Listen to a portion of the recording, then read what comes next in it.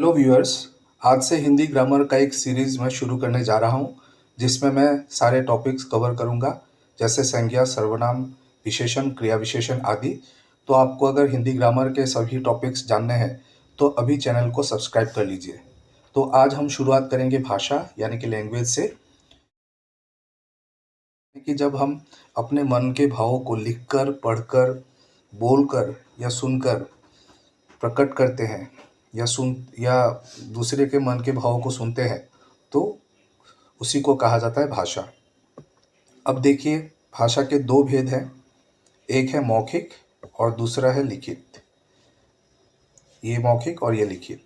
तो मौखिक भाषा क्या है? जब हम भाषा का प्रयोग बोलकर करते हैं तो वो मौखिक भाषा कहलाती है। जैसे टीवी में समाचार वाचन, टीवी में समाचार दिया जा रहा है, आप न्यूज़ देखते होंगे टीवी में। भाषण, कोई नेता भाषण दे रहा है, कहानी कथन, कोई कहानी सुना रहा है, तो ये सब क्या है?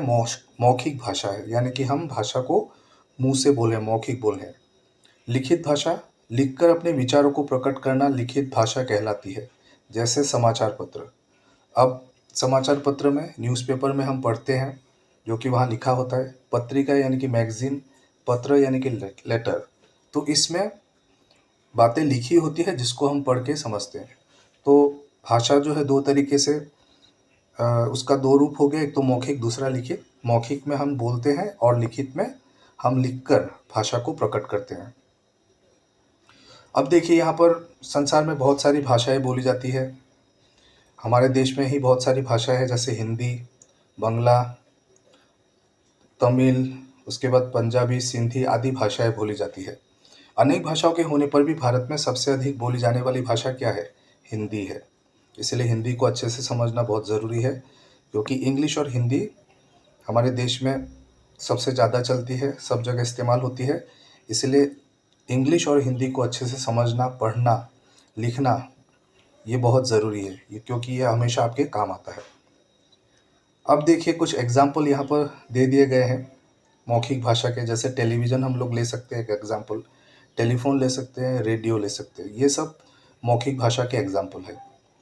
लिखित भाषा के भी कुछ एग्जाम्पल है, जैसे समाचार पत्र है, न्यूज़पेपर, किताबें हो गई, मोबाइल में जब एसएमएस वगैरह हम लोग करते हैं तो वो भी लिखित भाषा का ही उदाहरण हो जाता है। थोड़ा लिपि के बारे में भी देख लेते हैं। लिपि का मतलब क्या है? तो यहाँ पर क्या कहा है कि जब लोग थे तो वो, उनके पास कोई भाषा नहीं थी और अपने मन के जो भाव है उनको इशारों के द्वारा लोगों तक पहुँचाते थे। अब धीरे धीरे फिर लोगों ने भाषा को सीखना शुरू किया, अपने बातों को एक्सप्रेस करना शुरू किया, और उसके लिए उन्होंने कुछ चिन्ह, कुछ निशान उन्होंने यूज़ करना शुरू कर दिया, जिन्हें हम कहते हैं लिपि। तो ऐसे ही भाषा की शुरुआत हुई। तो देखिए, भाषा के लिखने के ढंग को लिपि कहते हैं। अब हिंदी भाषा की भी एक लिपि है जिसको कहा जाता है देवनागरी लिपि। तो इस लिपि में लिखे जाने वाले वे चिन्ह जो एक विशेष ध्वनि के लिए प्रयोग किए जाते हैं उन्हें वर्ण कहते हैं।